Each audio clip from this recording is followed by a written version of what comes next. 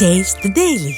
சேலம் அருகே அடிப்படை வசதிகள் செய்து தரவில்லை என அதிமுகவினருடன் சேர்ந்து திமுக கவுன்சிலரும் எழுப்பிய குற்றச்சாட்டு ஸ்டாலின் அரசின் நிர்வாக லட்சணத்தை வெளிப்படுத்தியது. எடப்பாடியில் பல்வேறு திட்டப்பணிகளுக்கு டெண்டர்கள் விடுத்ததில் அதிக நிதியை ஒதுக்கியுள்ளதால் முறைகேடு நடந்திருக்கக்கூடும் என நகர்மன்ற கூட்டத்தில் அதிமுக கவுன்சிலர்கள் கடும் வாக்குவாதம் செய்தனர். தொடர்ந்து அதிமுக கவுன்சிலர் ரவி வெளிநடப்பு செய்து எதிர்ப்பு தெரிவித்தார். மேலும் திமுக கவுன்சிலர் சாமியப்பன் தனது வார்டில் அடிப்படை வசதிகளை கூட செய்து தரவில்லை என பகிரங்க குற்றம் சாட்டியதால் பரபரப்பு ஏற்பட்டது.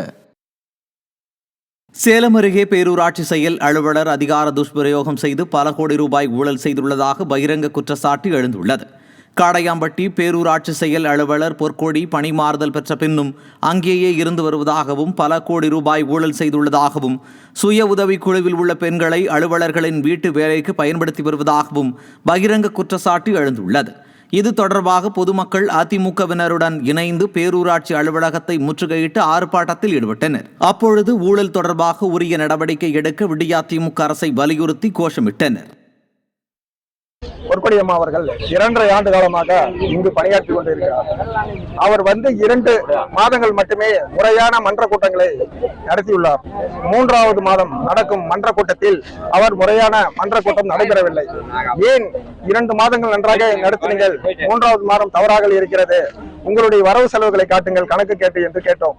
ஆனால் இதுவரை அவங்க அந்த வரவு செலவை காட்டுவதில்லை. நானும் என்னோட பிரச்சனைகள் செயல் அலுவலர் அம்மா கிட்ட சொன்னதுக்கு உங்ககிட்ட பேசுறதுக்கு எனக்கு விருப்பமே இல்லைன்னு சொன்னாங்க. மக்களால் தேர்ந்தெடுக்கப்பட்ட மக்கள் பிரதிநிதிக்கே பேசுறதுக்கு வாய்ப்பு இல்லைன்னா மக்களோட பிரச்சனைகள் எப்படி அவங்க தீர்த்து வைப்பாங்க? என்னோட வார்டு 6வது வார்டு, என்னோட வார்டு எந்த திசையில் இருக்குதுன்னு கூட தெரியாது. சொத்து வரி பணம் வசூலானது, அந்த பணம் என்னாச்சுன்னு நாங்க இதுவரையிலும் கேட்டோம்.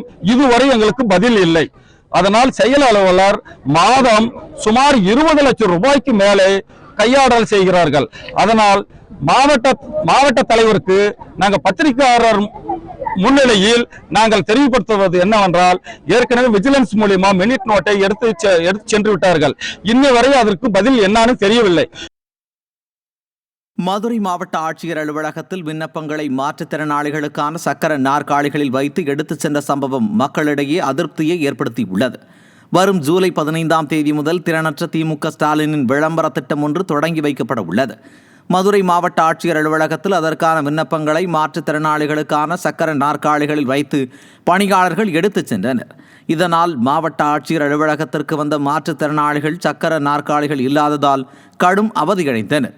திறனற்ற திமுக ஆட்சியில் அதிகாரிகள் அலட்சியத்துடன் செயல்படுவதாக குற்றச்சாட்டும் எழுந்துள்ளது. செங்கல்பட்டு மாவட்டம் மதுராந்தகம் தொகுதியில் 73.21 லட்சம் மதிப்பீட்டில் புதிய கட்டடங்கள் கட்டுவதற்கான பூமி பூஜையை அதிமுக சட்டமன்ற உறுப்பினர் தொடங்கி வைத்தார். நெல்லி ஊராட்சியில் தொடக்கப்பள்ளியின் சுற்றுச்சுவர் மற்றும் 2 வகுப்பறை கட்டடங்கள், வடபாதி, அத்தியூர், பிலாப்பூர் பகுதிகளில் நியாய விலை கடைகள் கட்டுவதற்கான பணிகளை சட்டமன்ற உறுப்பினர் மரகதம் குமரவேல் தொடங்கி வைத்தார். இதேபோன்று மெய்யூர் பகுதியில் 17,40,000 ரூபாய் மதிப்பீட்டில் மேல்நிலை நீர்த்தேக்க தொட்டி கட்டுவதற்கான பணியையும் சட்டமன்ற உறுப்பினர் மரகதம் குமரவேல் தொடங்கி வைத்தார். திருநெல்வேலி அரசு மருத்துவமனையில் ஸ்கேன் எடுக்க போதிய மருத்துவர்கள் இல்லாததால் கடும் அவதியடைந்து வருவதாக ஏராளமான நோயாளிகள் குற்றம் சாட்டியுள்ளனர்.